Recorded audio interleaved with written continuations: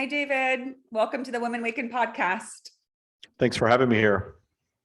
Definitely. Thanks. Thank you for being here.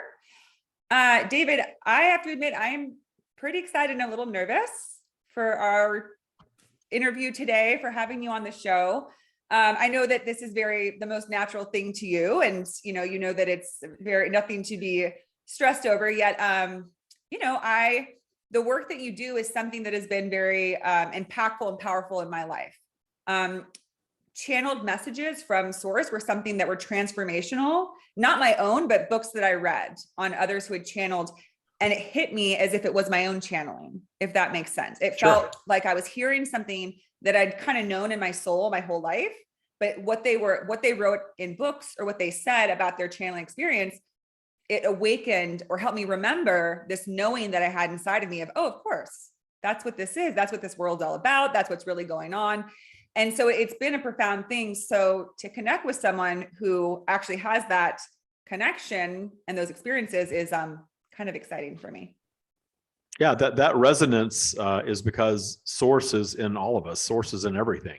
Yeah. So the more tapped in you are to your own natural source being, your soul, however you identify it, the more the words of the stream or other people who are channeling source. And I believe it's all source. Sources, we tend to think of things in human terms of an individual being. So when someone channels, sometimes they will identify it as this is this being or this collective or these ascended masters. Right. I don't think there's anything wrong or untrue about any of that. I think it's all source, and perhaps it's their way of connecting is to identify it like that. But source is an amalgam of all that is. And I believe we all have access to it in our own unique way. And some of us can write it and speak it and share it more clearly. But at the end of the day, that source awareness is in all of us. And what source is offering is what a lot of people would call an awakening, where you wake up from what I call the matrix, the collective consciousness of humanity. And while you're still a physical being, wake up from the matrix and realize that we have this operating system in our world that everyone is following, but it's not necessarily rooted in universal law. And when you start operating in universal law, then your life can change dramatically. And that's what the messaging is really focused on. Absolutely. And that is, I think, such an imperative thing, especially we're at this crucial moment in time right now on Earth with the species of humanity, is universal law. When you said that, just really kind of sparked me, because I think all the time about why is the world the way it is? It seems that we have this system that's just completely dysfunctional. And to me, it's because we're not following universal law. We're not honoring universal truths. And when you're doing that, you're going against what's natural. We're in an unnatural state. And so I think all the time about if we can get so dysfunctional, we can sure get functional. It's got to be easier to be functional than dysfunctional. Right. And you're absolutely right. You'll hear the stream refer to the matrix a lot in their commentary, because the matrix is this human created operating system that absolutely works in reverse of universal law. And so if you have questions around that, dig into it with the stream when I get into channeling mode, because they will go deep into that. Okay. And then, but just to check in with you, I think most people are familiar with the term, the matrix, but when you refer to that, what are you referring to? Yeah, not the movie, although the movie's kind of based on the concept, right? But the collective consciousness, it's really the ego consciousness of humanity, the ego consciousness that creates rules and laws and religions and governments and boundaries and gender identity and all these constructs that humanity has created. And they're not necessarily bad. The stream is not judging, source is not judging, and it's the same thing. They're not judging anything as bad. But it's good for us to be able to observe and recognize, wow, that's just a human construct. There's universal law, which is essentially the law of attraction and the law of polarity, and everything else is sort of a variant of that. But the human's law, our law that we're supposed to look a certain way and be a certain way and act a certain way and live a certain type of life, that's all the matrix. And there are good aspects to the matrix, and then there are, of course, not good aspects to the matrix. Everything is polarized in a physical environment. So we're going to have good and bad in everything. And of course, the matrix itself exemplifies that. Yeah. And what you just said made me think that if we're given tools to create our own reality, we can make a dream or we can make a nightmare. And I feel like what we've done is we've created a nightmare, because what you just said, we've made these rules that are against universal law and create really conditional terms that are focused on things that we can't control. And then we think that our value and our ability to be loved and all these things are out of our control and are based on things that are superficial, external, not truth. And so therefore we're beholden to things that have no bearing on actual, value or joy. The contrasts of our world, the negative things, the unwanted aspects of humanity and our lives, all of those things have a purpose. And the stream's message will go really deep into that with you. The purpose is that anything that we consider negative or unwanted exists to inspire expansion. It exists to inspire us to create something new and become a more sophisticated version of ourselves in the moving through the experience. So all of the negative experiences that we've had in our lives, we can probably pinpoint at least a few that we know expanded us. I'm a stronger person now. I'm a wiser person now. I'm a more advanced being now because I moved through that experience. I ultimately healed from it. I solved it.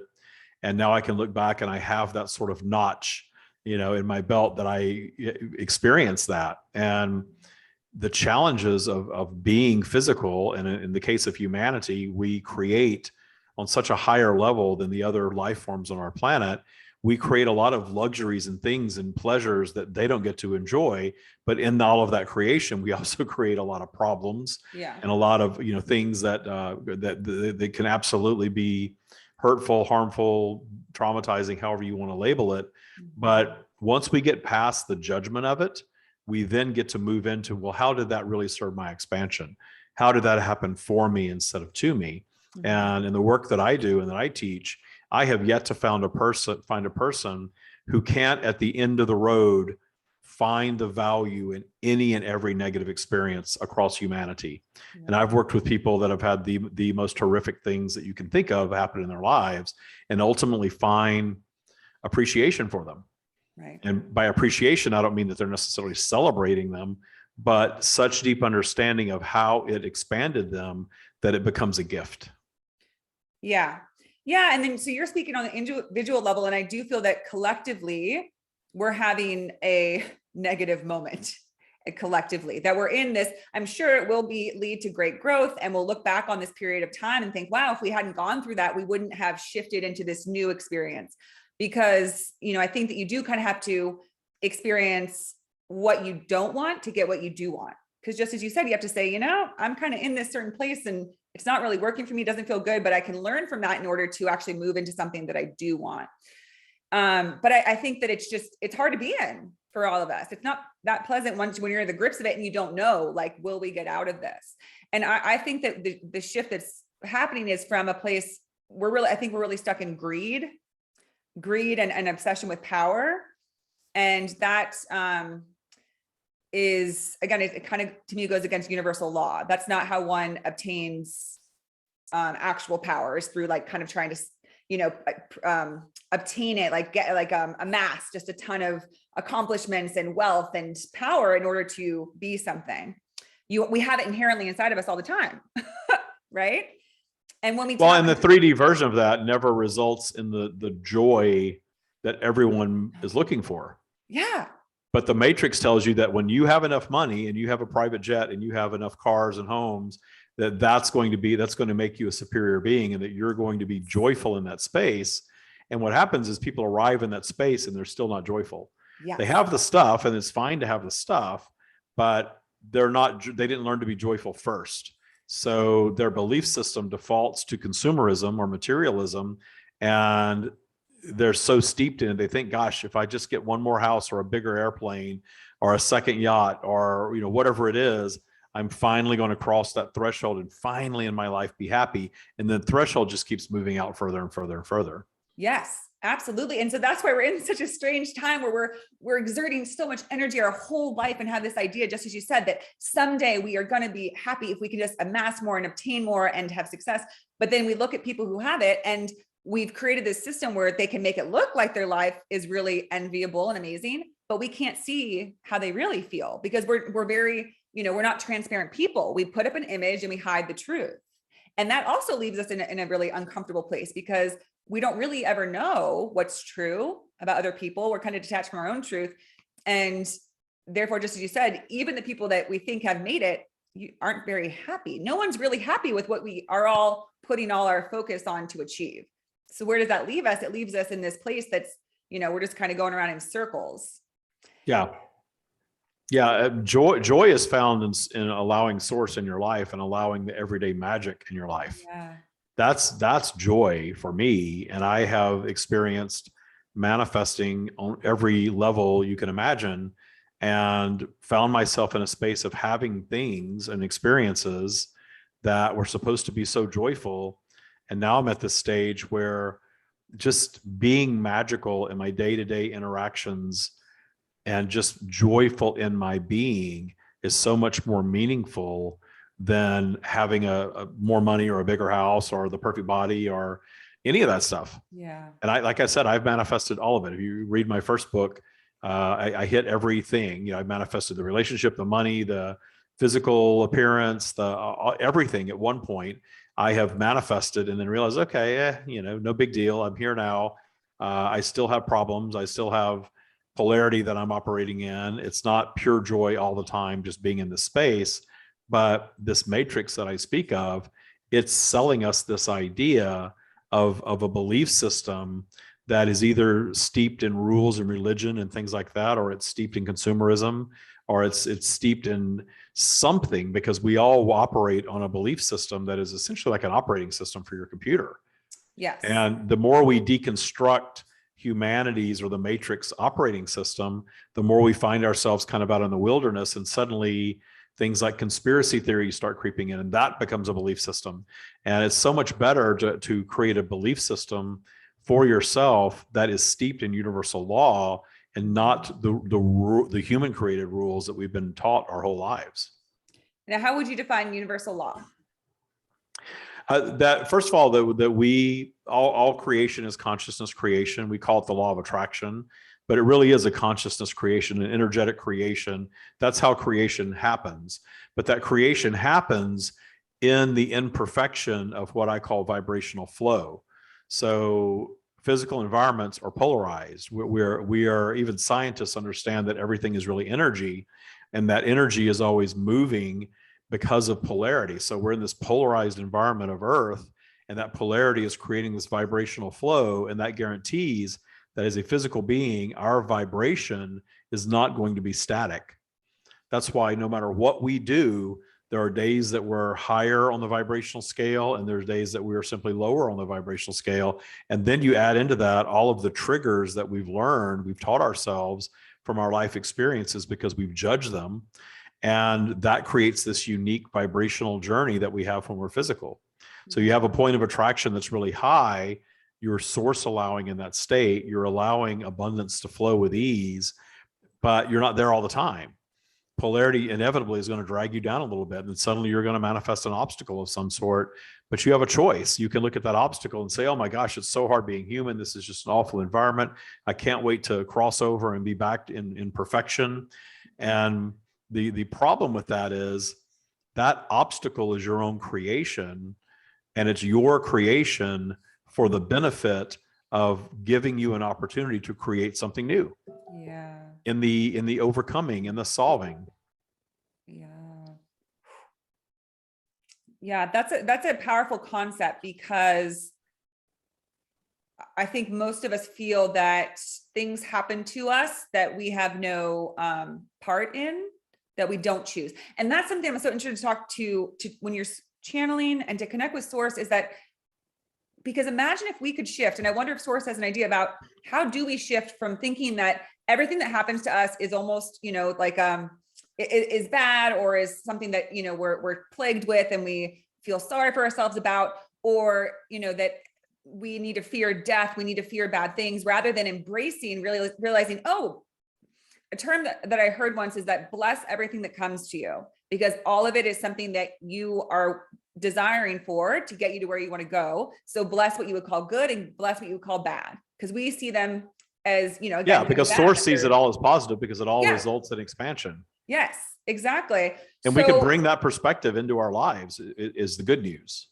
Yeah, it would change everything if people would say, okay, I guess this is coming into my life because it's something that I wanted to attract and I wanted to experience, rather than just as you said, because so I often also think about, why do we have suicide on our planet? That feels so unnatural. And I don't think that that's usually a part of life, is to want to self-destruct or suicide.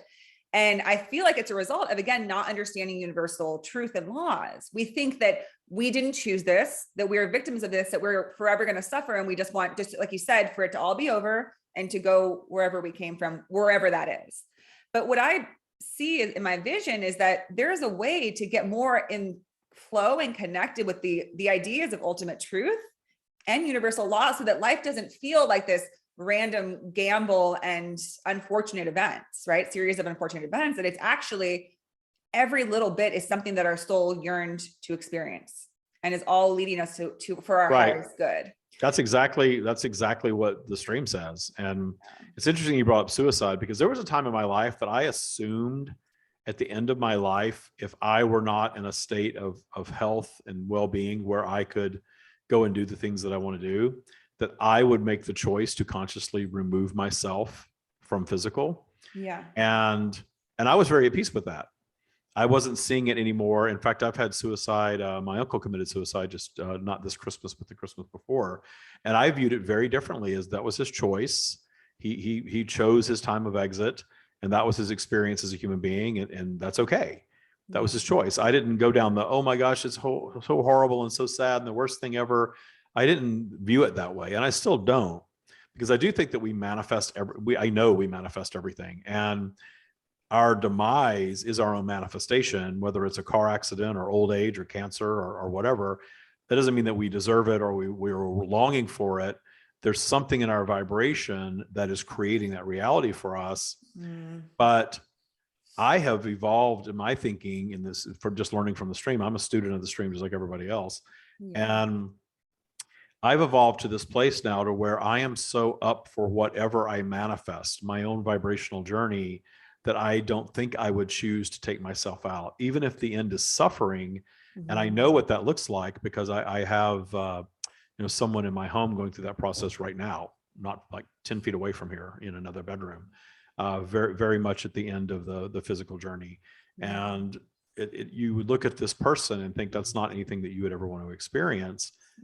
But we don't know that. We can't really think for him at this point. And he is seemingly at peace most of the time. I want to be up for whatever I manifest, and whatever the universe is delivering as a reflection of my vibration. And it's really changed for me now, that even if that end is what in 3D we might consider suffering, there's value in the suffering. There's value in all suffering. So if that's what I manifest for myself, I know that there's an expansive experience available for me there. I also think that when we get to the other side, there's no getting it wrong. There's no, you didn't do life right, or you got to go back and do it again because you didn't do it right. I think we're expressing in physical infinitely, and there's no such thing as this life was lived wrong. People have asked the stream, about Hitler and all of that sort of stuff. What happens after? And what happens after is we all go back to our completed state of being and are in appreciation of the journey that we manifested, whatever it looks like.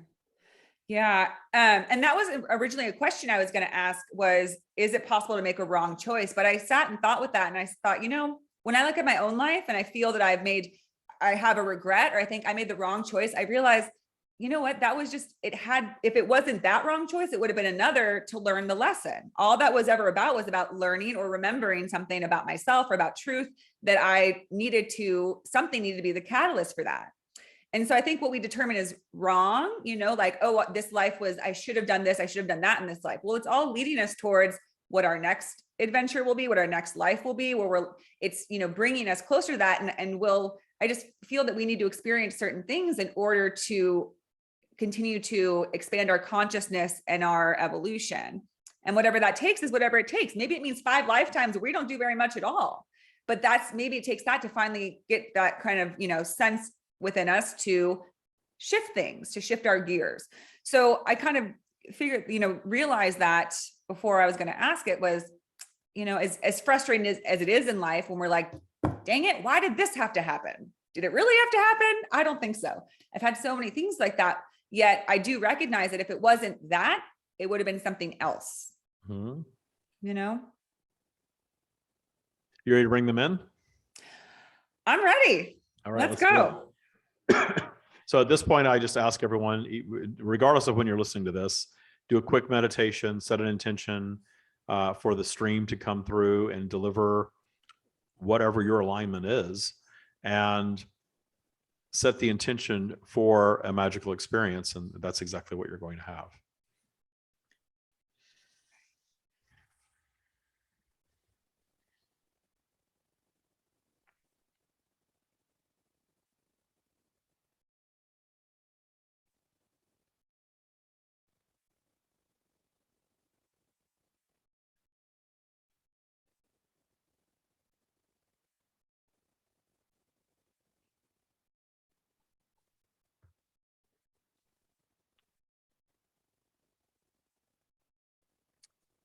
We are here.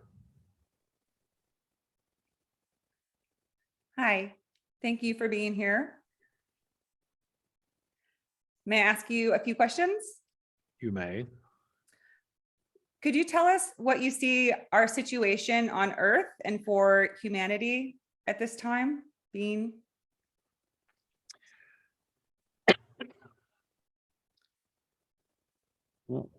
What you have manifested collectively in the collective consciousness of humanity, we refer to this very often as the matrix. The matrix is not specifically assigned to humanity. The matrix is something that humanity has created that you can all choose to operate in or not. And what you're finding yourselves in, what you are considering your now reality, is a time where you have created so much knowledge for yourselves, you have created so much technology that you are catching up to the technology that creates you.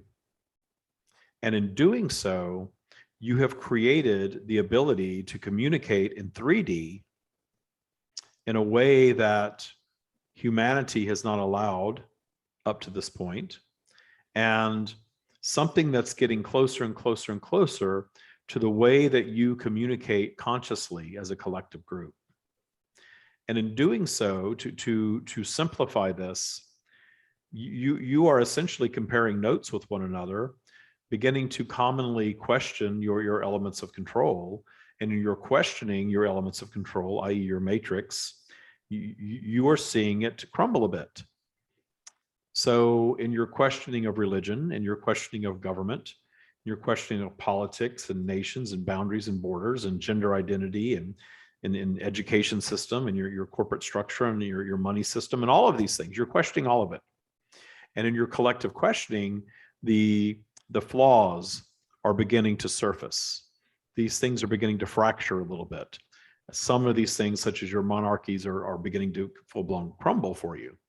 And in your destruction of the human constructs that we label the matrix, you are at this turning point where you are shedding the need for that matrix that was created, that brought you along to the point where you can question it and even destroy it. But in your seeking something else, seeking something different, seeking to step away from it, understand that the matrix is a powerful vibration that is well developed across humanity, and it has a very healthy vibration to it. So this matrix is going to come back around and essentially fight for life in different ways. So what you are seeing in the destruction of your institutions is they are reasserting themselves at a more forceful level, coming for you again in a different way, in a different way, in a different way, in a different way. We often say that the matrix is very seductive. And the reason that it works so well is because as physical beings, you are all eternal strands of source consciousness expressing in physical. But when you come into a physical environment, you acquire a physical nature, your physical vehicle, and your physical consciousness. Your physical consciousness is an expression of that which you are, but it's a tiny expression of that. And you may call this your ego or your humanity. That ego consciousness is attached to the collective ego consciousness that we refer to as the matrix. And in this experience, your ego consciousness overshadows the larger consciousness that is you, so that you can have your unique physical journey. And in this unique physical journey, you are in a very interesting time for humanity, in that you are deconstructing your matrix, and in deconstructing your belief systems, shedding your individual belief systems. But what happens is your physical vehicle, your physical being, will always default to a belief system, which is essentially your operating system. So you decide that religion is not real, and you decide that government is corrupt and is not going to be something that's going to control you. And you decide that your nation is just another human construct that you don't have to be constrained by.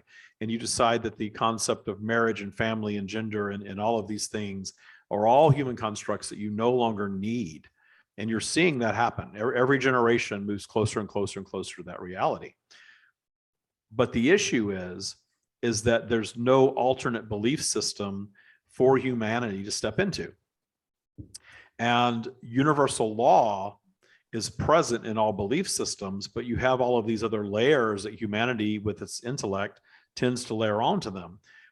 And you fall right back into another human created belief system. Very often it's consumerism.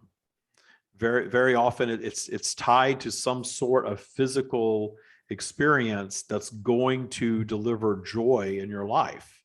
And you find the chasing of this to be exhausting. And you find yourselves operating at a lower vibration, because you're still, even though you're questioning and removing yourselves from the matrix, you're still somewhat in it, and that you are still seekers of expansion, and you don't really even know what that means very often. And you begin to think that that expansion is going to be found in your career, or going to be found in your relationship, or going to be found in your physical appearance, or how much money you have, or what type of car you drive, or something like that. And all of those things are window dressing. None of those things are offering true expansion beyond just the momentary experience of the having of them. So this is the crux of the anxiety that humanity is experiencing, because you are moving through a time that you are questioning everything. And the more you question it, the more it comes back around in different ways to lure you right back in. And as soon as you find yourselves back in fear or judgment, you know that you're back in the matrix. Because fear and judgment are not part of universal law. Fear and judgment are not part of that which you call source. We are not judgmental about anything in your world. We are not judgmental at all. We do not experience fear, because we understand that you are all, as we are, eternal. That there's nothing going on in physical that can possibly end that which you are, nor can it possibly end that which we are. So all of the things that you fear, and notice that very often the things that your matrix tells you to fear are things that are inevitable for you, such as death. So you're running on this constant angst of the inevitable crossing your paths, and you're going to have this experience that you're fearing, whether it's death or having to pay bills or going through the aging process or meeting obstacles, any of these things. You are taught to fear and avoid all of these things that are absolutely part of your environment by design, and always will be in any physical environment. But that's a learned operating system. So there's another operating system available that you can teach yourself that is steeped in universal law. And the more you start to peel away the layers of human created thought and move strictly into the universal law that you are creating your reality via your own thoughts, and that your thoughts are always going to be on this vibrational journey because of polarity, that is all there is. And you can operate in a system where that is how you operate, that you are creating it, you are consciously creating it. And when you create something that is unwanted, you can learn to meet that creation in as much joy as your desired creations, because you created that unwanted thing to expand your being in the experiencing of it. how can humanity as a whole move into a new operating system that isn't based in fear? The best way to replace an operating system is to construct a new one while you're simultaneously deconstructing the old one. We have delivered a system that David has labeled Taya, that is not religious. There's no rules, there's no worship, there are none of these things. And it is about returning to trusting your abundance, TYA, returning to trusting the universe to deliver the amazing magical experience that you all came to humanity to experience. That return to trust is essentially the bottom line of everything, because everything that you're doing in any practice to begin to detune your life's transgressors, to move through your life experiences, the things that exist in your vibrational basement, the things that create all of your triggers, the things that create your abundance blocks, your limiting beliefs, you all have them. You all have these things that happen to you perhaps very early on that you began creating a belief system around. This thing was painful when I experienced it, and I want to build a wall so that I never have to experience that pain yet again. But when you do that, that does create a vibration that you carry with you all the time. And when you carry that vibration around all the time and polarity drags your general vibration down, those things are going to resurface for you. And that's why you have certain unwanted things that recur again, and again in your life journey. And very often they keep reoccurring until you identify them and figure out how to detune them and dissolve them. And the detuning and the dissolving is always rooted in your finding authentic appreciation for them. Exactly what your matrix tells you not to do. Because your matrix is telling you that that was wrong and it shouldn't have happened to you and that you were a victim and it was very damaging. It was traumatic and you need to go to therapy and you need to talk about it over and over and over again. And you have this weight that is sort of placed around your neck that is dragging you down vibrationally because your matrix is telling you that this thing should not be.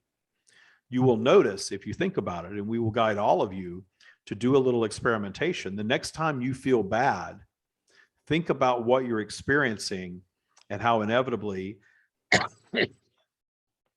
the root of that is going to be your judgment of this should not be.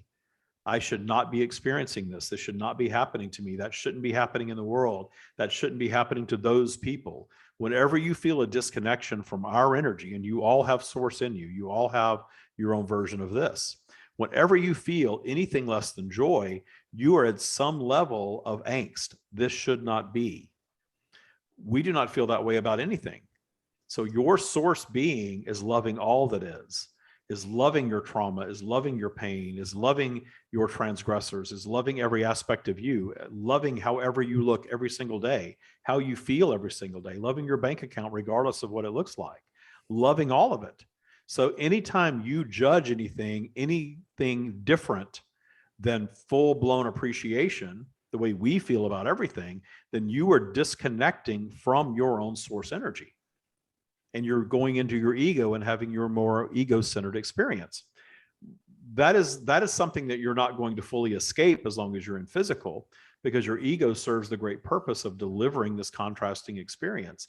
However, the matrix that humanity has created for itself started the wheels turning of humanity living in a lower vibrational state of being, living in fear, living in anxiety, believing that you have to work for someone and get a certain type of education and pay your bills, and you have to respond this way every 30 days, and you have this 30-day cycle, and you have to save for retirement, you have to eat a certain thing or you're going to die of cancer, and you have all of these fear-based beliefs woven into this matrix, and you're all in it all the time.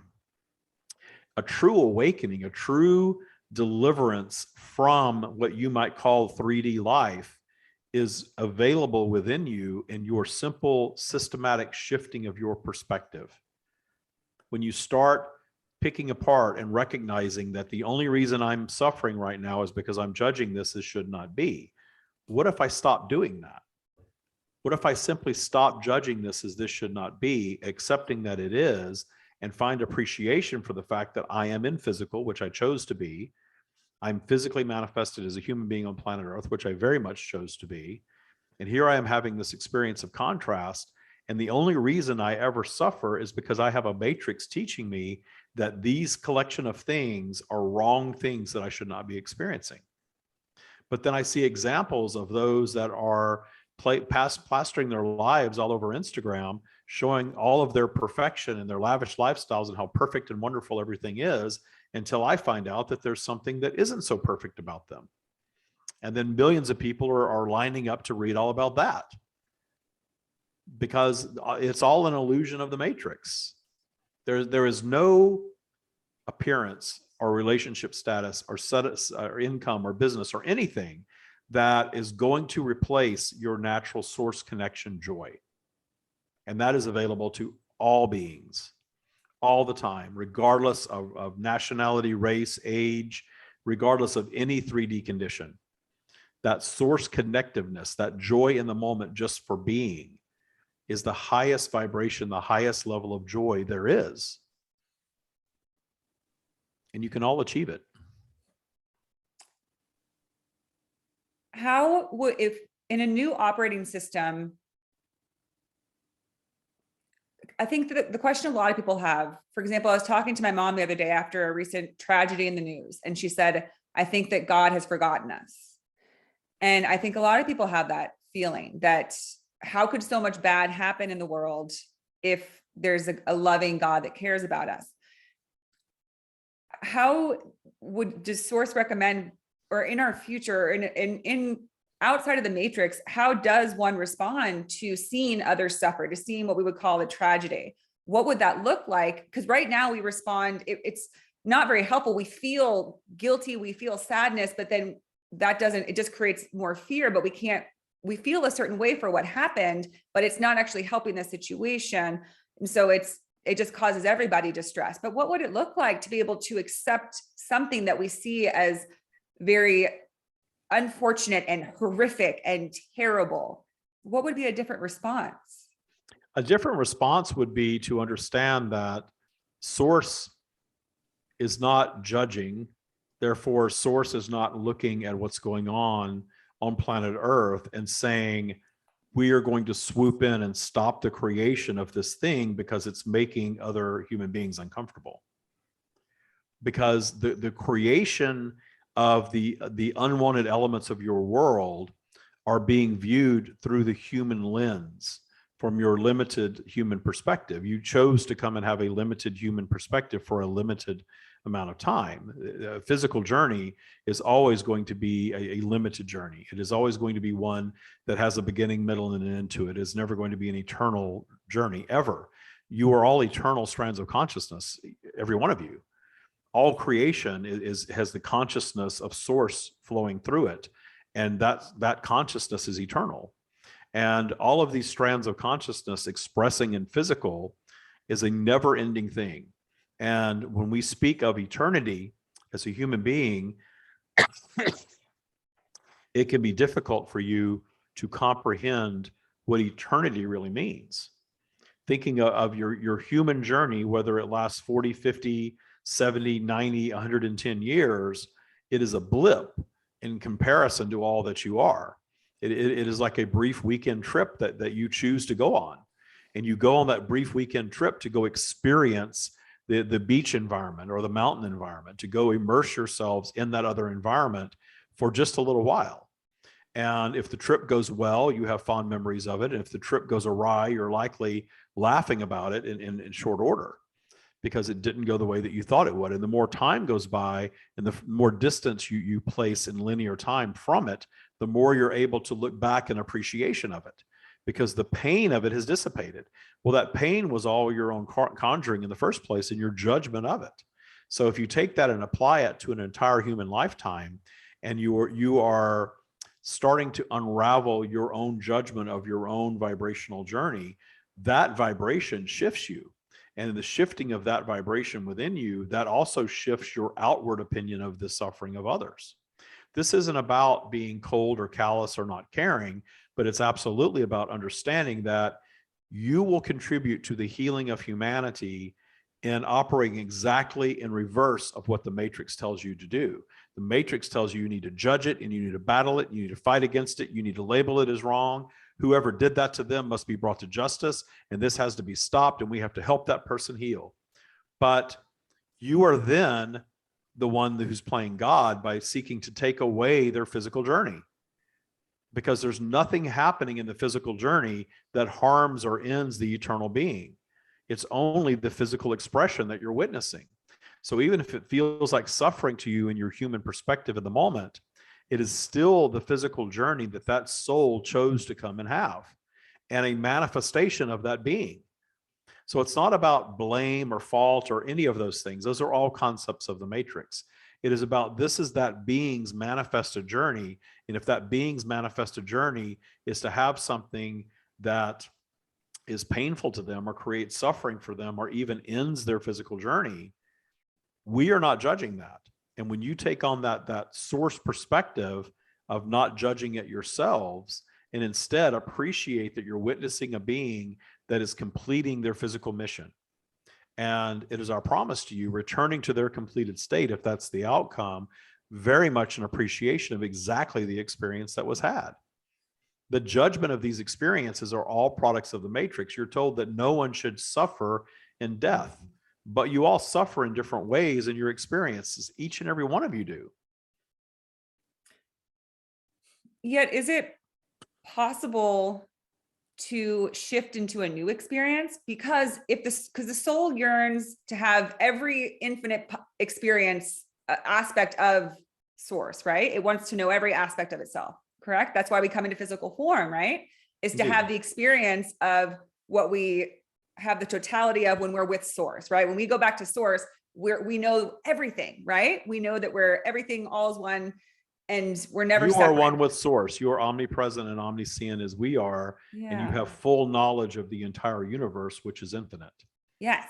And very different than your human experience. Right. And so when we're humans, we're having this tiny little, where we get to have the experience of relearning, of remembering what we are. And that's so that we get to experience all those things rather than just know it. Right. So then I'm wondering, but isn't there a certain point when we're done with the experience of suffering? Because I understand what you're saying. We have to let it happen. There's wars, there's violence. But what if someone starts saying, I think I'm done with this experience. I'd like to experience what it is for humanity to be more harmonious and to have more sense of, of joy, of natural fulfillment, of less need and more presence. And I'm wondering if it comes back to what you said, which is that, not trying to fight what is, but creating something new. So is that possible? And can we be ready for that any time, or does humanity have to go through a certain amount of suffering before it can move on? The belief that you are going to end your physical experiences and emerge into some sort of utopian existence, that is rooted in ego consciousness. There's nothing wrong with that, because you are expansive beings by nature. The only thing that you seek, and you don't really seek it in non-physical because it's guaranteed, but the only thing that is happening in non-physical is the expansion of consciousness. That's it, because non-physical is essentially only consciousness. It is not physical in any way. So what you're communicating with when you communicate with us via David or go inward in your own meditations, you are communicating with consciousness, with intelligence, the intelligence that creates all that is, everything. And when you're having this communication, these ideas and thoughts creep in that, wouldn't it be so nice to not live in contrast? Wouldn't it be nice to be able to experience the earth environment where it's all harmony and everyone is getting along and everyone is agreeing about everything? The issue with that is that you are expansive beings. Physical exists to inspire new expansion. That's exactly why physical exists. The only reason physical exists. And if you are not suffering in any way and you're not experiencing any contrasts, then you're not expanding.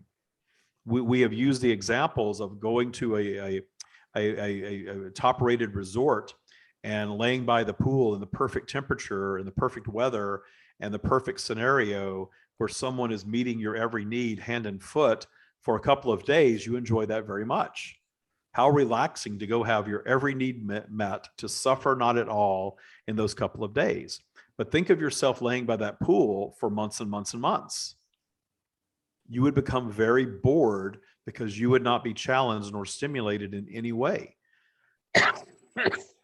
Your challenges, and absolutely your challenges are vibrational. So you have small challenges. What do you want to eat for dinner? And you have massive challenges. How do you end mass shootings? How do you end war? How do you end pandemics? How do you end these things? So in your judgment of the severity of the suffering, you're thinking that perhaps there's an environment that you can move toward where what you want for dinner is the biggest problem that you ever have. But that's not going to expand you very much. Your intelligence is seeking something greater than that. Therefore, your intelligence is always going to choose the more contrasting scenario to move further and further into what we refer to as the core of source, though it is not physical. It is a core of consciousness.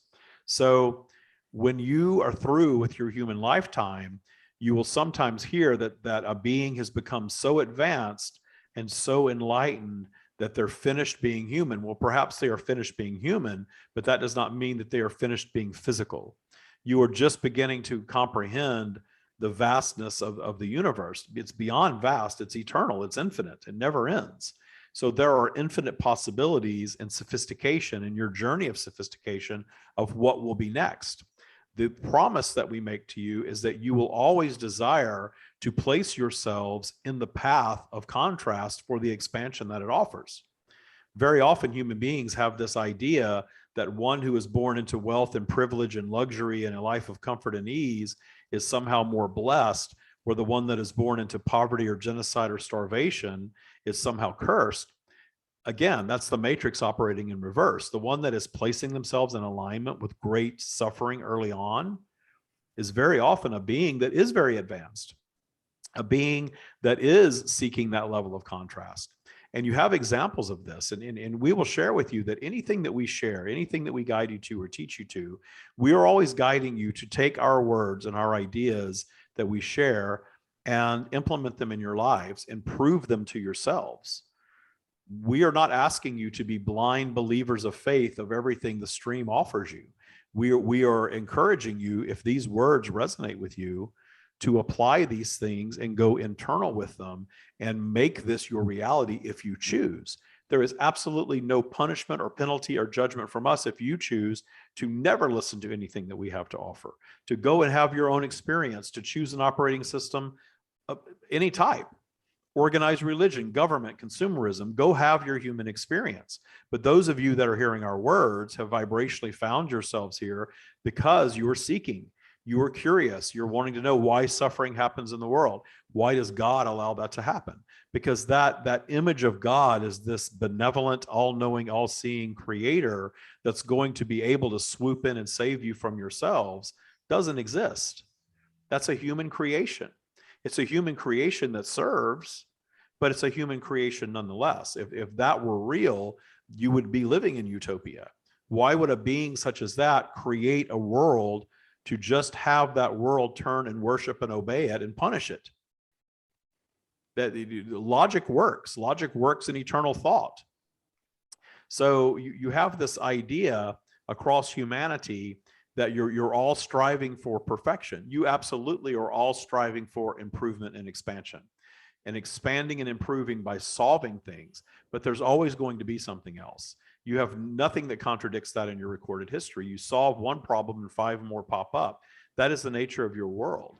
But you can choose to spend your time here focusing on the problems, saying, gosh, it's such a terrible place to be. There's all these problems in the world. But that's a perspective, that is a choice. So you always have the ability to choose the perspective of, we have these problems, but there are far more things that I can find that are positive in the world than negative. And you will always find that that is reality. Even if you are steeped in something that you consider very, very negative, if you look at the broader world, there's always far more positive going on. There's far more sunshine and new growth and trees and vegetation and abundance and new life stepping forth than anything that's being destroyed. The destruction is always something that is temporary and much smaller than when you consider the positive.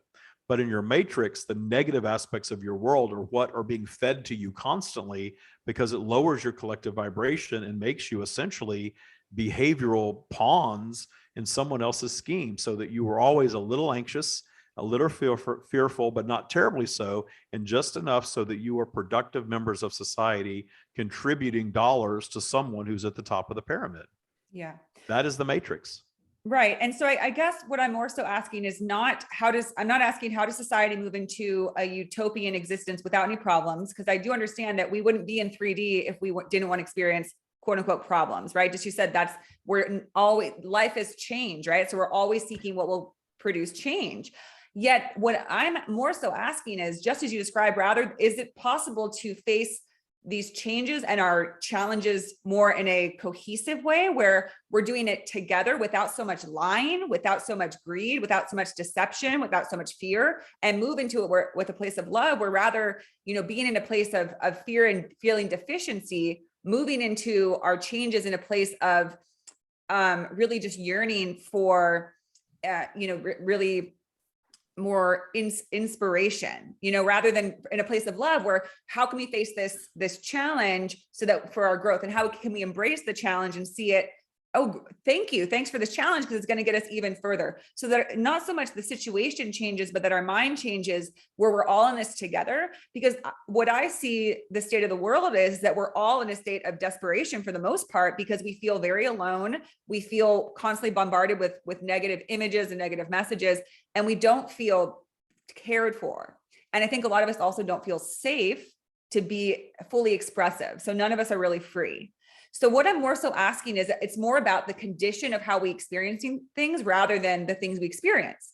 Again, life will never be without problems, but how can we change the way that we experience it so we don't see, okay, this horrific things happens in the world. How can we all genuinely face it together, or face it in a way that's not, doesn't feel like we need to be terrorized or terrified about it? Your physical world, all physical worlds are polarized. So you're always going to have these sort of outer extremes that are going to be exact opposites.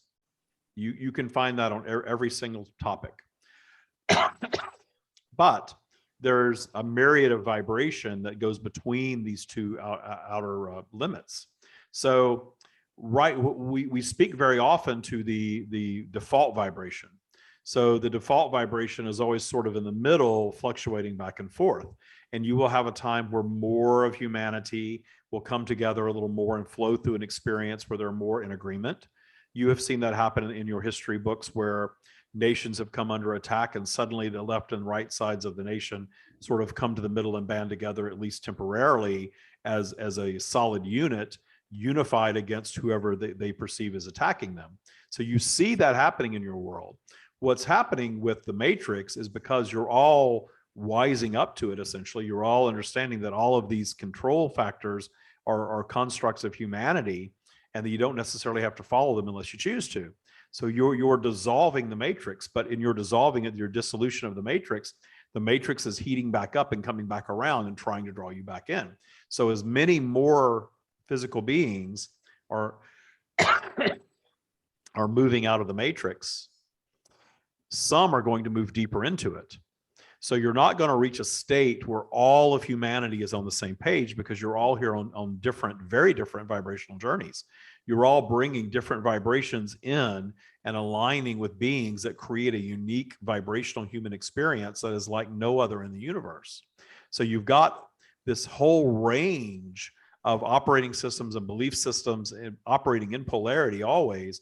You're not going to reach a place in physical where everybody gets on one side. In fact, if that ever happened, that would mean the destruction of the physical environment. You would know there would no longer be a use for it. But what you're touching on is possible. It is possible for humanity to move out of the matrix, understand that you are consciously creating your obstacles, and learn to meet them more and more in joy. In fact, there are physical environments where what you would call a society that would be labeled something like humanity, it has moved to that space where they're a little more advanced, where they're understanding collectively that there's an operating system that is more rooted in universal law, which is the same eternally, and have become intelligent enough to operate that way.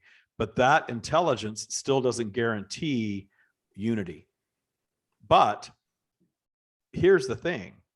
The seeking of that expansion and the learning to appreciate the journey toward it creates more expansion.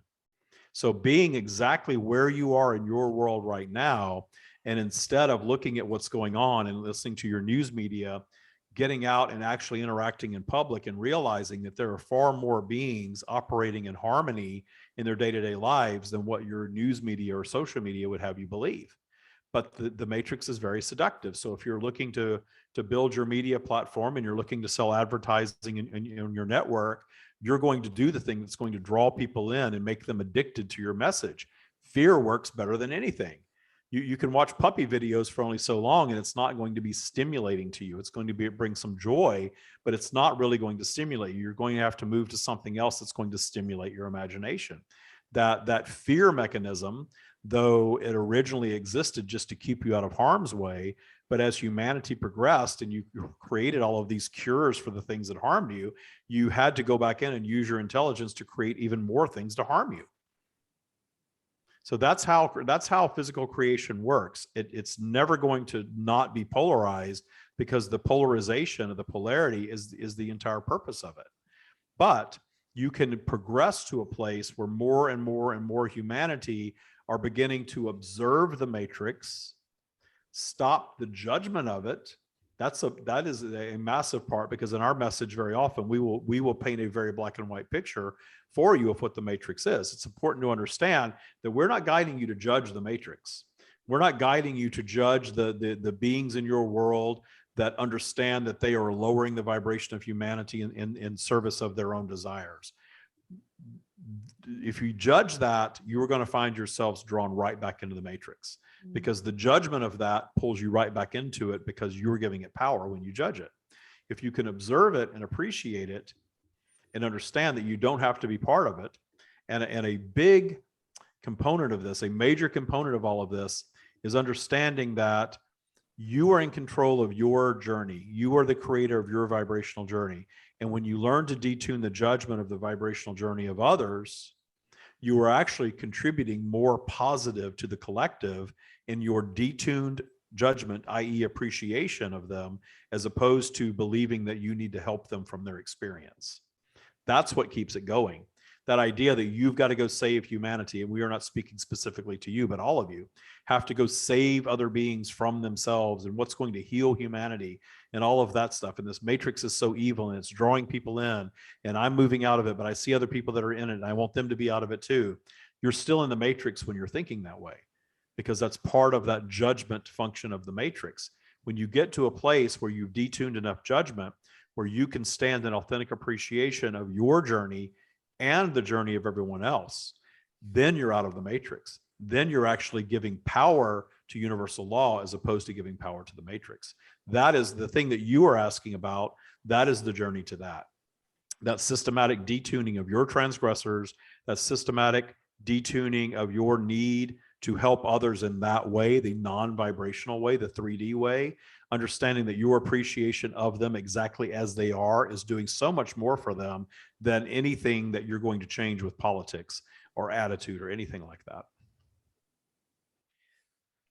What would you say to people who feel like they need to stand up to what they would call evil? People who say that you can't just stand back and watch people do horrible things to others, that you have to, people who want to condemn evildoers, when there's a government system, a president who's oppressing their people who say we need to rally against this, we need to bring them down, people who say that anyone who has racist feelings or misogynist feelings, we need to tear them down and shame them because they are, if we don't do that, they won't know that they are, they can't act in that way. We will guide you to look at your world's history and understand that those things that you demonize keep manifesting in different ways. Yeah. You demonize, you tear down, but you don't end any of it in your demonization of it. The judgment function is a key component of the matrix. Judge this thing. In fact, you are likely, and we are speaking to you personally, you are aware that there are beings that understand that the more abhorrent they are to some beings, the more they are empowered by it. That the more people they turn against them, the more power they're going to gain in that focus upon them. You see that happening in your world all the time, and you see it reoccurring again and again and again.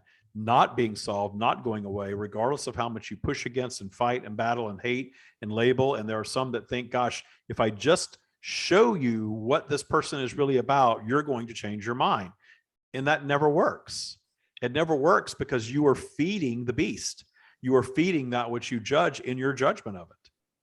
This is why we say that you have this matrix that keeps you operating in this anxiety, where if you worked with universal law and understand the appreciation of all that is not about putting the person that you think is a racist demagogue on a pedestal and celebrating them.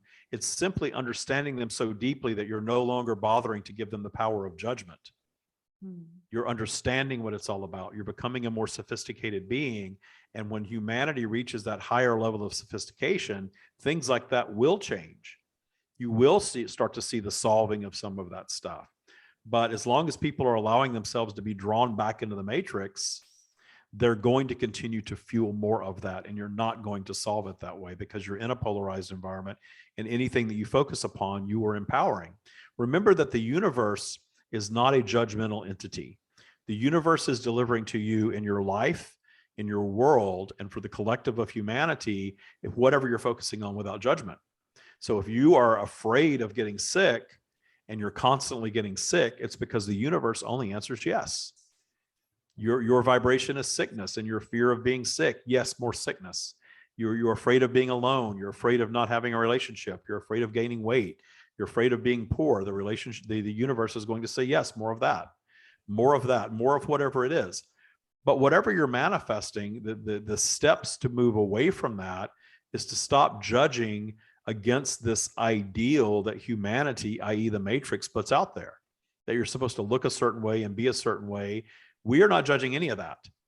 You could be the oldest, sickest, fattest, poorest person on your planet, and our feelings toward that being are going to be exactly the same as exactly the opposite of that being. And that being is capable of experiencing the joy of source as much as any other being on your planet, even the ones that are the most celebrated among you, flying around in private jets and plastering their lives all over the media. It's all a matrix. It's all an illusion of how you're supposed to think and act and behave. And when you start questioning all of it and really go deep into the questioning all of it, you start to see how detuning through appreciation is the key to solving everything. Appreciating means the deep understanding of, to a point where you can no longer judge it. It doesn't necessarily mean you're celebrating it or you're happy that it happened, but it's appreciating that this is what is manifested. Here we are on this physical journey as physical beings, manifesting this contrasting reality that includes some positive and some negative, no matter what. But there's always this range. And there are certainly some beings manifesting more positive than others. And there are other beings that are manifesting less. But the manifesting of less positive is not a curse. It's an opportunity. It's an opportunity for that being to move through that experience and strive to improve and to expand in it. Whatever that looks like for them, even if the improvement is just judging it less and suffering less in that judgment.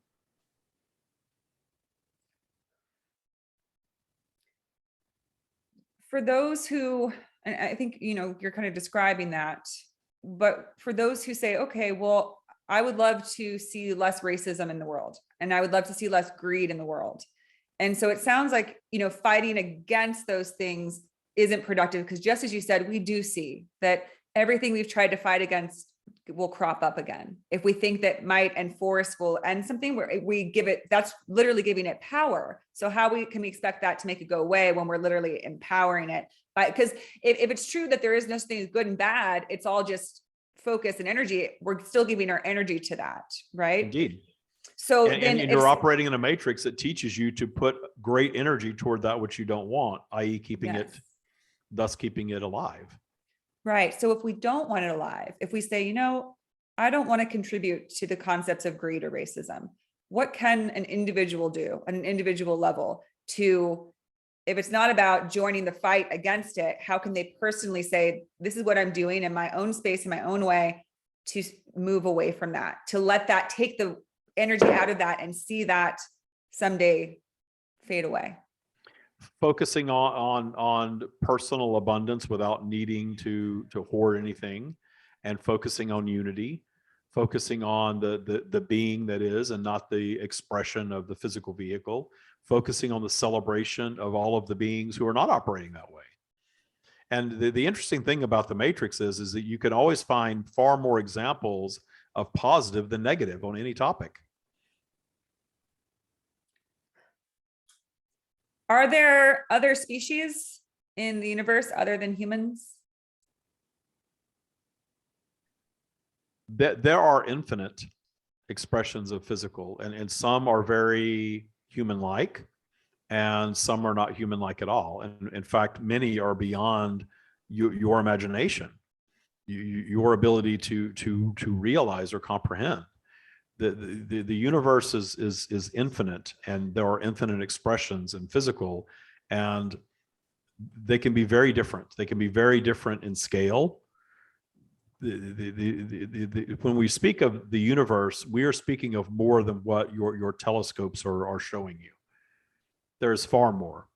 And the very best way that we can describe this wormhole of creation that exists is that a speck of dust in your world is its own universe, and your universe is a speck of dust in another universe. And there's physical manifestation throughout all of it. And there is infinite physical manifestation of experiences of beings moving through a physical journey, but your only point of reference is your earth environment. And to answer the question about other beings infiltrating the earth environment, understand that the earth environment is a unique vibration.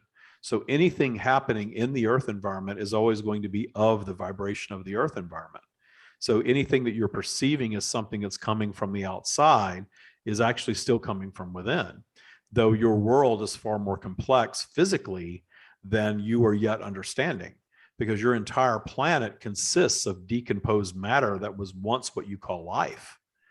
So there is so much more than what humanity is comprehending, but it's okay, because the value in your experience, even though you have all of this curiosity about your eternal nature, the value in your journey is in your now, always.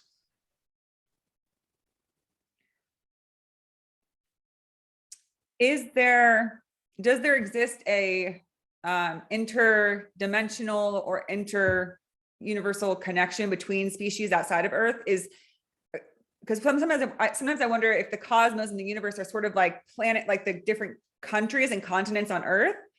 Are there, because Earth believes that we're the only thing in the universe, that we might be the only life. Are there other constellations where there's different species working together? They're aware of each other. They travel interdimensionally and interplanetary travels to each other. Does that exist? There are environments that have what you might call islands and things like that are of the same vibration, where there can be travel between, absolutely, in physical. But the physical expression that you are referencing is a grain of sand in an ocean of vibrational creation, of consciousness creation. And consciousness communication, you are all capable of that infinitely. And of course, your human brain has limited capacity, so that you can have this limited human experience, but you all have some awareness of communicating with energy that is beyond what you perceive as your earth environment. And you certainly all communicate with each other. You all communicated on a higher level with each other before you created all of this technology that allows you to communicate in 3D. The advances that you've made in technology are contrasting like everything else. So what you might consider the positive contrast from your human perspective is that you're able to jump on a platform such as this and communicate with anybody almost anywhere in the world now in real time. But that's also cutting you off a bit from the collective of humanity communication that happens all the time, whether you have your physical technology or not. So one thing sort of goes up, and when that goes up, the other thing sort of wanes a little bit because it's not as needed anymore. Notice that the things that when you create technology that sort of props up a previously conceived weakness, that previously conceived weakness generally becomes weaker. because the propping up of it or the replacement with some sort of human created technology, you're rendering it more and more useless. So you will see that in any type of technology, but that's not a bad thing for your world. It's simply a product of your evolution of consciousness as a collective of beings. And so here you are able to communicate more directly and tap into what you might call 3D thought more directly. And in doing so, explore things at the matrix level that you have not collectively explored before. So you have people in other countries that are not quite up to speed with where perhaps Western culture is, because they have been more sheltered, and now they're sort of coming out of their shelter, and they are catching up to things very quickly because the collective consciousness was flowing all along. So even the beings that are in your most oppressed nations that are completely cut off from social media, there are thoughts going on that are in alignment with your thoughts. You're just able to explore them in 3D more freely, and therefore go a little further in your exploration of them. But your exploration of them is shifting consciousness across your planet. Just like your appreciation, instead of your judgment of the things that you consider negative, are actually doing more positive work in the collective than getting on social media saying, this has got to stop. We have to put a stop to this. We don't know what to do. This racism is continuing and this greed is continuing. You're moving toward appreciation of, why are beings racist? Why are they greedy? They've created a belief system for themselves and assigned themselves to a collective belief system that somehow they are oppressed because others are maybe thriving, or others' success might be some sort of a threat to their group, or that other success might be a threat to their wealth. Therefore, they have to stockpile more of it. But all of those things are all an illusion in the first place. So the 3D battling of those things is simply placing more attention on them and fueling them and giving them more power. Whereas the appreciation of them, that being is having their experience, they're believing what they believe, and maybe they're very vocal about it, but I don't have to give that any power. I can just simply let them be and appreciate that they're on their unique journey without judgment, because source isn't judging it. And then I'm going to refocus on what I want to focus upon. You're actually rendering that benign in your vibrational field, and that contribution to the collective is far more significant than anything you could possibly tweet, regardless of how many are following it. The shift of collective consciousness has so much more power in appreciation than it does in the pushing against vibration. It does in that battling. Very often what you're doing is you are simply finding the others that agree with you and aligning with them, and then you're all focused on the same thing, and you're all giving power to the same thing. So you are collectively empowering exactly what you believe you're battling. Right. So humans feel very driven by their emotions. Humans have a lot of emotions. Does source have emotions? Does source have feelings? Not the way humanity experiences emotion. The emotion of source is the emotion of the highest vibration of appreciation of all that is. That is very often labeled love, but there are also many other labels for love. We will describe it very simply as appreciation, authentic appreciation of all that is. That is our vibration, and it doesn't change. Though we are source and you are of source, and you are expressing yourselves infinitely in physical environments. And in these physical environments, you are operating in polarity, and you absolutely acquire emotions. That emotional journey is your vibrational journey, is your experience. So it expands us, but it doesn't affect us. Does source have a personality? Because in addition to fearing death, I think a lot of people also fear, well, this is who I am. I am Whitney, and I am this personality, and I have this way of being. If I die, if that's gone, what will I be? Who will I be? So do you retain a personality when you move on from our physicality? Does source have a personality? Does it have humor? Does it have any of that? We are consciousness, and any personality or humor that you experience in us is our being shared through the physical vessel that you call David. that is not him, it is us, but it is our expressing through the human physical vessel. So it is an aspect of source. So there's an aspect of source that's coming through. Source that does is in have humor. everything. So in any emotion, source is present in the emotion, but source as a consciousness does not have emotion the way humanity does. And that includes humor. That does not mean that we cannot turn and be humorous, however. Does source experience time? Does it experience, events, conversations? If it's just consciousness, does it? Because again, humans, we're really stuck in, a timeline and day-to-day things like interactions. And that delivers the human experience for you. However, we are of a consciousness where everything that has ever happened and everything that is ever going to happen is all happening simultaneously. And there are infinite variants of what you are perceiving as reality in that stream. And it is not even really a stream. It is a point of consciousness that is eternal, that is not operating in linear time, but is increasing in sophistication. And as a physically manifested being, it is difficult to comprehend something increasing in sophistication and yet not being in linear time. It's simply overriding a more sophisticated version of itself. how?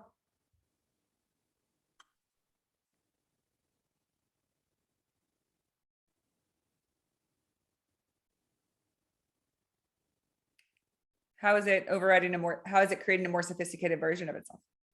The increased sophistication is in the expressions in physical. So we express in physical environments, and the physical environments are polarized. And in the polarized vibrational journey, that new creation that is formed as a partnership, if you will, between the physically manifested being and source, because the physically manifested being, and we will speak in human terms since you are a human being, the ego consciousness is the one that's experiencing the emotion, the fear, the worry, the personal agenda of expansion in its own unique way. And in experiencing that, will craft new thought. It's important to understand that you're all operating on this virtual vibrational spiral. And in the center of the spiral is the space that we have labeled as a teaching tool, neutrality. Everything above neutral is source connected. Everything above neutral is connected to source. Once you get below neutral, you are now operating in pure ego. To varying degrees of pure ego, but still ego. Source is no longer present. The reason that we delineate these two spaces is because once you drop out of source connection and you've allowed your ego to overshadow it, it doesn't leave, but it's overshadowed. It's your operation in the moment. And you all know that you're there sometimes. When you get triggered and you go down your spiral and you say and do things that you would not normally say and do because you're angry, because you're operating in low vibration, and then you find yourselves going back up in vibration, perhaps the next day, and regretting how you behaved when you were in the lower vibrational state of being. That is unique to being in physical. We do not have that quality about us because we're not in a physical environment. So when you drop down below neutral and go down and say and do these things that you say that you didn't mean, but you did when you were down there, or you manifest things that are unwanted in your paths, and you all do this all the time, that is creating an opportunity for the expansion in the solving of the obstacle. So the only way that you're going to solve the obstacle, however, is when you allow your vibration to get above neutral, to reconnect with our energy where all new thought is possible. And then you're going to craft an actual new solution, or even if that new solution is simply a new thought, a new way of looking at it, a new emotion around it. Any new creation equals expansion. So if you can imagine us expressing our energy in infinite physical realities that are all polarized, and all of these polarized environments are creating the spiral where the being is going up and down vibrationally and overcoming obstacles, whether consciously or not, because all creation has obstacles. And in the conscious creation, or the unconscious creation even, of the solution, something new gets created. Something new gets created. We expand our consciousness. We expand our consciousness, the universe expands, becomes a more sophisticated version of itself. This is happening infinitely. That is the entire purpose of physical being, of physical reality. Our purpose is to create physical realities for these expressions of consciousness to experience, but they're all going to be polarized always, and they're all going to offer expansion in that polarity. You can create from things beyond obstacles as well, but most of that creation is going to have at its core something that is perceived as a problem that needs to be solved. Even if it's a piece of art that is existing in consciousness that is not yet expressed on canvas, that's still new creation. And it's still new creation from a below neutral mindset of this should be and it is not, and I am going to birth this and bring this into physical reality. That's still new creation. So then it is possible for us on Earth to say, I'd like to birth the new creation. I'd like to birth a new experience. You're doing it all the time. You're doing it all the time. Sometimes it's very, very simple, and sometimes it's so simple that you take it for granted, but the littlest things create expansion. The trying to make something work in technology and getting very frustrated with it, and it doesn't work, and it doesn't work, and it doesn't work. You don't know what to do. You're frustrated by it. You're judging it as this should not be. And in your suffering of it, you have two choices. You keep trying and it won't work, or you step away from it. You step away from it, you distract yourself from the judgment of it for a moment, then your vibration goes above neutral, you return to it, and suddenly you're able to solve it.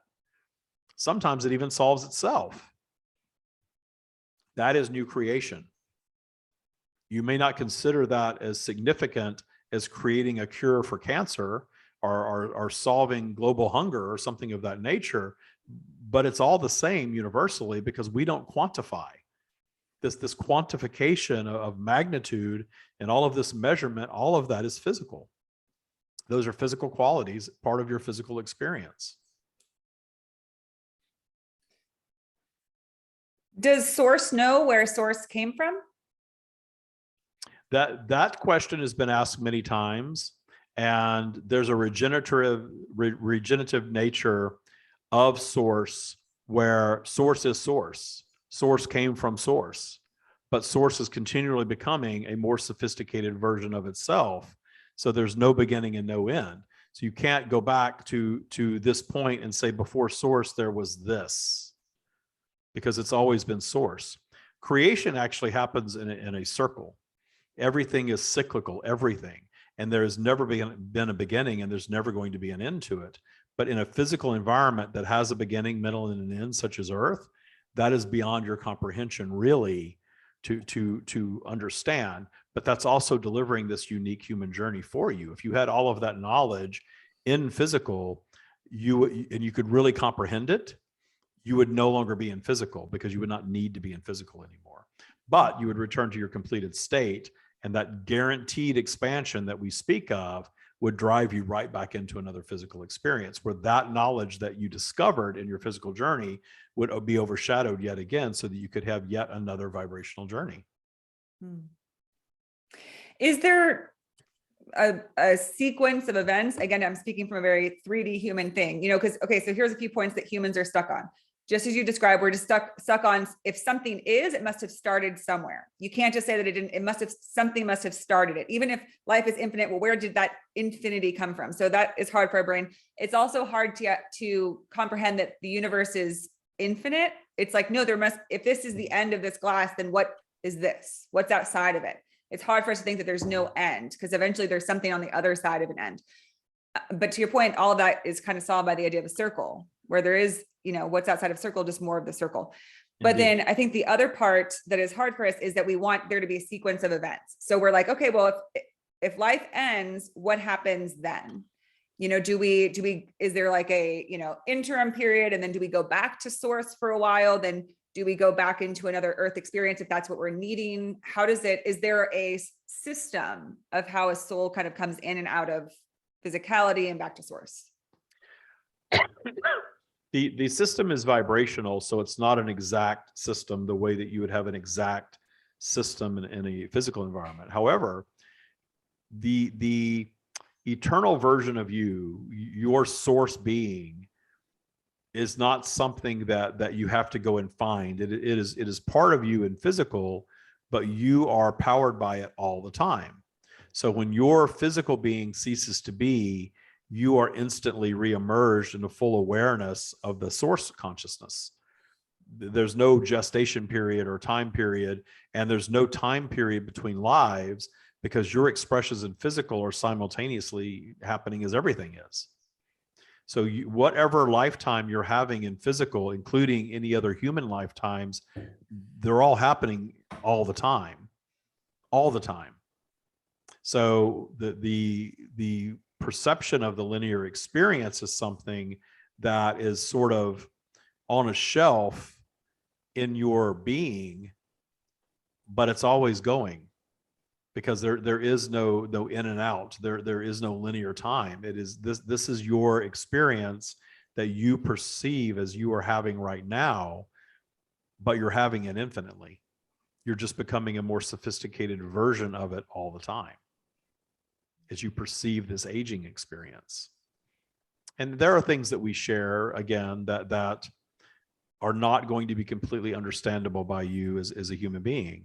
And that's why we always turn your sights back toward your human journey, your vibrational journey, and finding the expansion and the joy and the appreciation and the detuning of transgressors and all of the things that we guide you to in your 3D physical experience, because that's why you're here.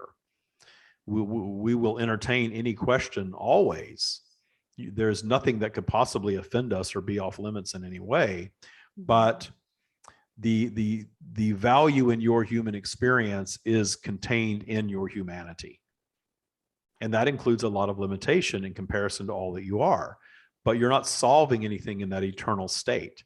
You just have a curiosity about it. And some of you have more curiosity than others, because you want to take that curiosity and understand your eternal nature, usually because you want to better understand your human nature.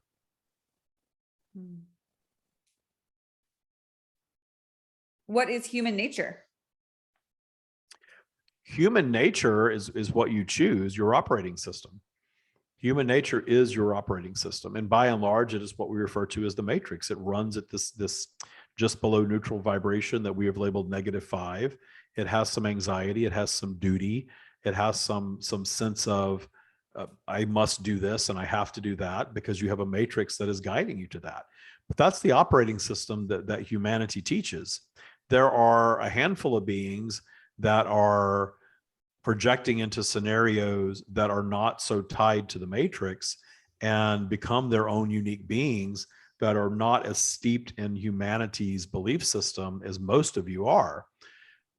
But we're not guiding you to judge that. If you were born into the matrix and you were born into religious teachings and family cultural type teachings and family traditions and things of this nature, and they brought you to this point in your journey, and you're now deconstructing all of that and questioning it, the first thing that we will guide you to do is appreciate it, because that's the scenario that you chose vibrationally to project into, to have the flavorful human experience that you're having.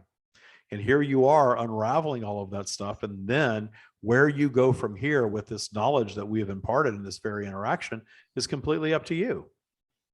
You can say this is all BS and go right back into the matrix if you want. You can say it's BS and go find something else that is your own creation if you want, or you can be intrigued and inspired by this and follow more or not.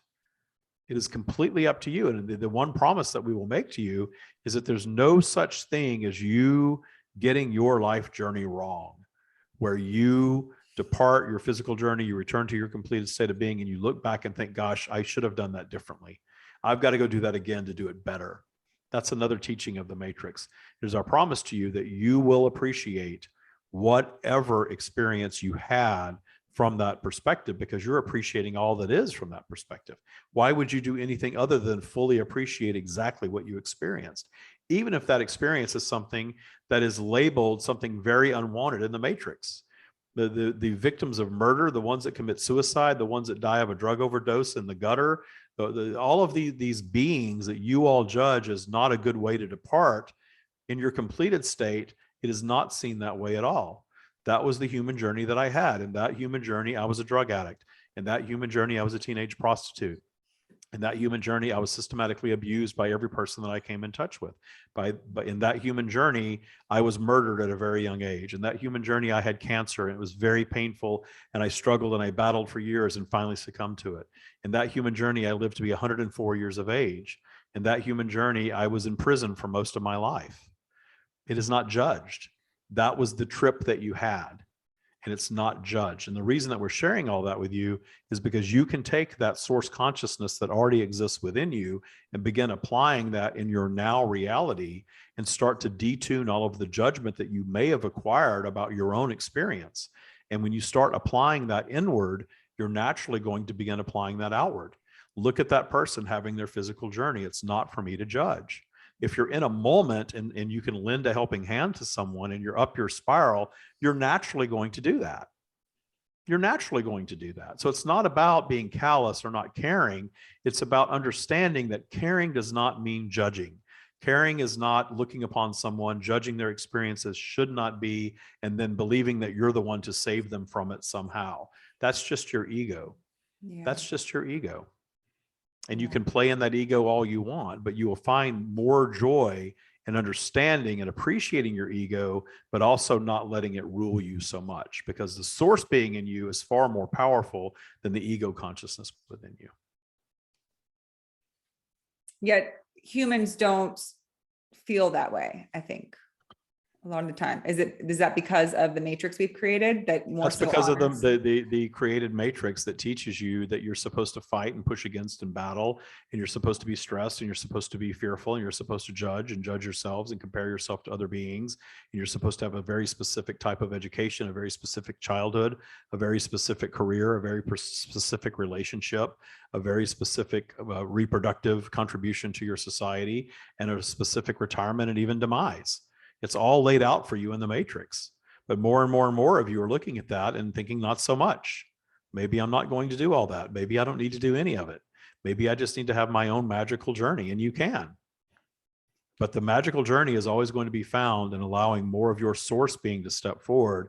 And you're always going to allow more source being when you detune the judgment of your experience and the experience of others.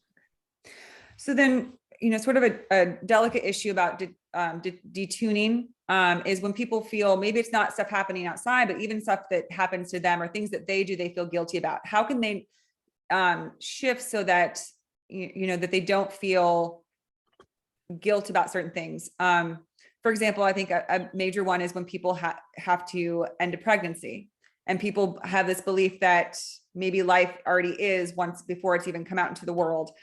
How can someone shift so that they don't feel like they've, prevented life from being when they've had to make a hard decision?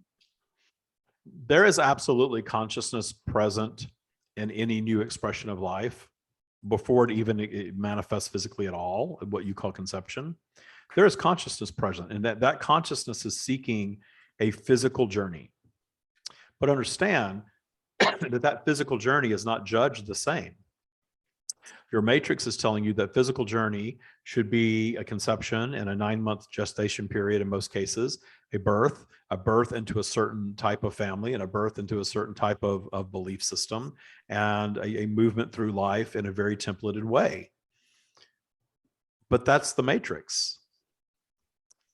The being that vibrationally aligns with becoming a new human, that does not make it to the birth experience, is appreciative of their journey as much as the one that lives to be 100 or beyond, because it's a journey that was had. Again, these are weekend trips. You're infinite beings expressing in physical. You express, you manifest, and something goes awry vibrationally that causes the pregnancy to terminate before term. That can be an abortion. That could be any number of physical things that are going on that create that scenario. That's a physical journey. We are not judging that. We are not judging it. The soul that is manifesting in physical is not judging it. The judgment is all the matrix. The judgment is all humanity. As expansive beings, the ones who bring new life into the world very much focus on the responsibility that the matrix tells them they have in bringing that new life, and not only bringing that new life into the world, but the raising of that new being. But again, that's a human construct of what a parent owes a child. And notice that there are endless examples of a parent believing that they fell short no matter what they did or how they experience and feel guilty about their role as a parent. And there are endless examples of children who believe that their parents got it wrong somehow. But by design, you are all projecting into the time that you were born into. You are a product of your time as much as you are a product of your parents. That vibration that you choose to be born into, that timeline vibration, that's part of you too. That's why you see these generational differences that create contrast between parents and children. If you look at your life and you look at your parents and try to apply your belief systems to your parents' lives, it doesn't work very well. And if you skip to another generation and try to apply your belief system to your grandparents' lives, it likely doesn't work at all. Every generation, you were born up to speed with the time that you're born into. This is why young children accept and understand your current day technology more than their parents, and certainly more than their grandparents, without any training, just naturally picking up a device and knowing how to use it, because they are born of the time of that device, of that technology. And the more you age through life, the more you age out of the earth environment, because technology and the collective consciousness of humanity, the matrix, gets ahead of you. And you start to disconnect, and you start to create a disconnecting experience for your physical vehicle. And then you disconnect yourselves from the environment. So this is naturally how the progression of a strand of source consciousness coming into physical operates. The idea of coming in and having some sort of punishment experience because you chose to not have the birthing experience, that is the matrix. That is completely the matrix. We are not judging any of it, but we will also state that the rules and customs and laws that you all create in your matrix, we're not judging that either. So we're not judging any of it. So we were what you would call very neutral on all of these things, because you're all here on your vibrational journey. So if you find yourself in a scenario where you are feeling forced to do something, understand that you're never forced to do anything, that you can have whatever experience it is that you're having.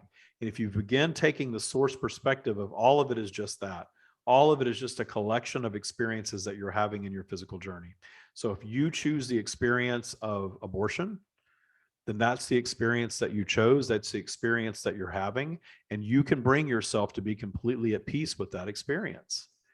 But if you choose, even though you're being told that you can't afford or don't have the resources or aren't ready yet to be a parent, and you are guiding yourself to choose that experience, you can choose that experience and make it a very positive thing for yourself. You can manifest anything. And there are examples of people who have given birth who were not yet ready for it, that manifested their way through the experience and ended up having a very positive experience with it. So there's no right or wrong in any of these things from our perspective. Humanity can create all of the right and wrong that you want, but at the end of the day, everything is just a vibrational journey, and your personal vibrational experience with it does not have to be impacted by the ideas or thoughts of another, even if it's law. Not universal law, but 3D matrix human created law. Right. Sort of the dominant, understanding or view on it doesn't have to be your individual view. Indeed, you are creating your own bubble of reality. So you are only part of that collective bubble of reality if you give it power. If you are watching the news or absorbing social media and hearing some fear-based teachings and believe that you're going to be swept up in that fear-based scenario, then that's the experience. You're going to create some version of that for yourself. Right. But if you were ignoring all of that and focusing on your own well-being and your own abundance, moving through experience after experience and appreciation of it, and ultimately teaching yourself to always set intention toward the best possible outcome and allow the universe to deliver a magical life journey, that will be your experience, regardless of what your politicians are doing or your family is saying or anyone around you is telling you that you're supposed to do. Mm-hmm. Now, how would you distinguish between an operating system and the matrix? Because when you refer to the matrix, is it something that's not, because when I think of matrix, I just think of sort of like a video game, like what was created just so that we can have a physical experience. It's what I see as a table and, outside and all this. That's, to me, that's part of the matrix. It allows me to feel physical, like, oh, I have a body, I'm within this system.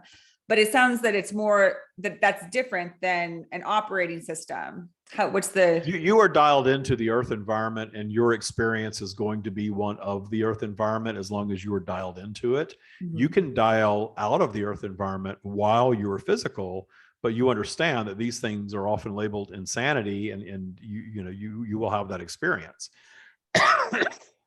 There's nothing wrong with that. But since you chose to be dialed into the earth environment, there are infinite things, endless things that you can appreciate in the and of the earth environment, always. So your operating system is all about how you are absorbing and processing and experiencing the earth environment that you chose to dial into. It is far more effective than deciding that the earth environment is so broken that you must go off vibrationally and dial into something different. Because you chose to be here. So why not have the experience that your soul chose to have? And while you're in it, adopt an operating system that allows you to experience it very differently.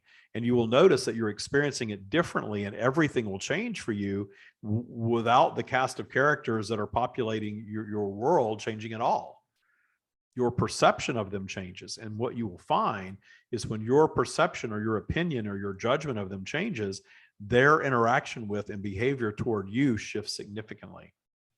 And that can shift significantly in your day-to-day lives. If you are in a work scenario or a relationship or a family scenario where you are surrounded by people that you label as evil or bad or toxic, you are creating that reality.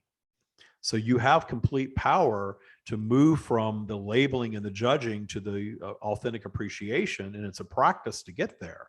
You don't just decide to appreciate one day and walk in and have an old vibration that is very well developed completely be cut off and develop a brand new vibration. Vibration, by and large, does not work that way, because vibration can gain momentum and gain power, and it takes on a life of its own. And then you've got to pump the brakes. You've got to be the one that slows it down. And as you detune the old vibration, then you replace it with something new. You catch yourself in the moment of judgment, replacing that judgment with appreciation. You start to make that your new operating system, and suddenly you're judging less and appreciating more. And one day you will notice that the behavior of those individuals is completely shifted toward you, if they haven't completely disappeared from your experience altogether. So is it then, would that mean that certain people who come in and we have a certain experience with are an energy that we called in to experience that? And that so sometimes we notice that certain types of people will continue to come, and then all of a sudden there won't be. Well, that's why we speak of your vibrational basement, the baggage that you keep in your vibrational basement, the things from your past that you were continually judging as wrong or bad or should not have been, or traumatic or any of those things. You tend to keep those things with you. They're always there in the back of your mind. They're part of your subconscious mind. They are there all the time. And when vibrational flow takes your vibration down, as it will, those things tend to represent themselves to you, offering you an opportunity to detune them or to move through yet another experience of the same nature. And it's your choice. What the Matrix teaches you to do is to do everything you possibly can to avoid it, to move your vibration up, to move past it, to forget about it, and don't go back there again. The issue there is that if you don't solve it, if you don't heal it, it's still present. If you don't detune it, it's always with you. If you think something was bad or wrong or evil from your past, and every time it represents itself to you, you run away from it, it's going to keep coming back around until you finally face it and detune it. And the way that you do that is appreciation. You find such deep understanding of it that you can't help but appreciate it. When you have keen awareness of something or someone, if someone did something that you consider wrong to you, and you have been harboring resentment for years, and then you learn a little more about that being, and you start to understand why they were, how they were, and perhaps why they even did what they did to you from their perspective, you have greater understanding of them. And your greater understanding of them, the judgment of them will not be the same. It's going to be tamped down some. You're going to judge them a little less. And in doing so, you're beginning to detune them. You can take that detuning all the way to full-blown appreciation. Very often that full-blown appreciation is found when you one day realize that moving through that experience did something for you, offered you some sort of expansion. And then you can start to appreciate it. Gosh, I'm so glad that person got me fired from that job, because I went on to have this tremendous career that I probably wouldn't have had if I hadn't been fired from that job. I don't hate them anymore. I appreciate them now. They're no longer a transgressor for you. And that scenario can be applied to any and everything. It may take a bit of intellect and a bit of exploration to arrive there. But once you learn how to do this and see how powerful it is, you will be so addicted to it that you will start exploring and detuning all of your transgressors. And then you will find yourself going up and up and up in vibration, because you're clearing out your vibrational basement. You're not as triggered anymore. How lovely a thing to move through vibrational flow without being triggered, because you all move through vibrational flow. You're not going to cure that. You're in a polarized environment. You're going to go up and down vibrationally. Your emotions are going to be an expression of that to a certain degree. But that plummet, that trigger, that thing that is so very uncomfortable to all of you, that's your own creation. Polarity is not ever triggering you. Polarity is creating an environment where you are more or less apt to be triggered, but your triggers are your own creation via your belief system. So when you clear out your triggers, you're not dipping down in that low vibrational territory very much. And when you do, you're not there very long at all. You're not going down into a deep state of darkness and holding yourselves there and not knowing how to get out of it, because it's all vibrational flow. It's very natural. It creates the entire universe. It's there so that you will dip down from time to time, create some obstacles and expand in your solving of them. But once you really understand that, then you have such greater control to appreciate your vibrational journey. Then you start clearing out your basement. Then you start detuning the transgressors that are outward. You realize, gosh, I've been judging this politician this way as this evil being, and yet they still keep coming back around. Maybe I should find authentic appreciation for them. It doesn't mean that you're going to go campaign for them or vote for them or support them. You're simply appreciating them, perhaps from a distance. I appreciate that this being is wanting to push against my way of life. That's their bubble of reality, that's the right thing for them to do. And how sophisticated it is to be able to appreciate that which was once your enemy. They're no longer your enemy. They're now just a being. They have no power over you anymore. You do not realize as human beings how much you're contributing to the collective when you do that. Because the matrix tells you got to fight. You got to push against. And if you don't, you're part of the problem. You're either with us or you're against us. That's all language of the matrix. You don't have to believe or buy into any of that. So let's say that somebody wants to detune something. They're done. They feel ready to be done with that uncomfortable feeling of anger or resentment that comes with our, like you said, the stuff that happened to us that we're still angry about and still have a charge around. We still have a response to. So let's say it's around something like getting very defensive. Like if somebody doesn't, like something we do or doesn't give us enough, validation or attention, and our response is to get defensive, like want to push people away if they don't do enough for us. And that might come from a childhood trauma. What if we're ready to say, you know what, I'm ready to detune that? What's a step that we can take? To understand that defensive trigger is always rooted in your ego and the need to be right or just or be validated in some way. When you start detuning all of these things and you start allowing more source consciousness to infiltrate your operating system, which happens naturally as you move your default vibration above neutral, you start to allow yourself to operate as a source aligned being more and more of the time. Not all the time, but more and more of the time. And the more source you allow, the more of what is likened to an awakening experience you create for yourself. And in that awakened state, you're no longer needing to battle or argue or be right anymore, because you had this old matrix belief system that your belief system was the right belief system and you had to fight for it. Well, now your understanding of belief systems just in this interaction. So you understand that I don't have to fight for my belief system anymore. My belief system is my own unique creation.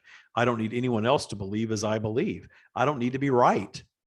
I am so confident in my own ability to create my reality that I don't need anyone else to buy into it or believe it or validate it. I don't need anyone to tell me that I'm on the right path anymore, because I am proving that to myself every day in the systematic raising of my vibration. My life is getting better and better and better. Therefore, I don't have those old insecurities that lead me to want to fight and prove myself and stand my ground and teach somebody else what I believe they should think or believe. that all of that need just sheds away in your systematic raising of your vibration, because you're so in appreciation of them that you're completely allowing them to have their experience, even if they don't agree with your experience, even if they think that you're some spiritual kook out here believing in the law of attraction, out here believing that you create your reality, and out here believing that your well-being is not found in the fighting or the pushing against. Allow them to have that experience. Allow them to have that opinion. Appreciate it. They are not up to speed to where you are, and that doesn't make you a superior being. It makes you a being on a different journey. That's it. Thank you. Do you have any final messages you'd like to offer the audience today, whoever is listening? We shared quite a bit in this interaction, and you've all had a somewhat of a Taya masterclass. Where we guide you is to always take what we offer, as we have already guided you to do, and go inward with it. Go inward with exploring the idea of, what if I just detune judgment and fear? What if I make a system in my life where I am constantly catching myself sooner and sooner and sooner when I go into anger, when I go into fear, when I go into judgment? What if I turn off the things that trigger me for a while? What if I meditate more? What if I spend more time in nature? What if I spend most of my day looking for things to appreciate, instead of worrying about pending war, or worrying about rights being taken away, or worrying about a pandemic, or worrying about a famine? Notice how many things are being danced out in front of all of you to incite fear. As you're all awakening en masse, as you're all beginning to question the matrix, as you're all questioning all of your institutions of control, they are reasserting themselves and trying to lure you back in. Now you're aware that that's just a seduction of the matrix. So go inward, meditate more, understand that all of your power is in your natural source connection, and you all have it. And when you feel a little better, that is source. When you judge less, when you detune, when you move up your spiral, when you solve things, and that good feeling that you have, that little tinge of joy, you can take that little spark of joy and turn it into an inferno of joy and make that your way of life. You all have the capacity to do that. And in that state of joy, in that state of appreciating all that is, you are contributing so much more to your own well-being and the well-being of humanity than you could ever imagine. With much love, that is what we have.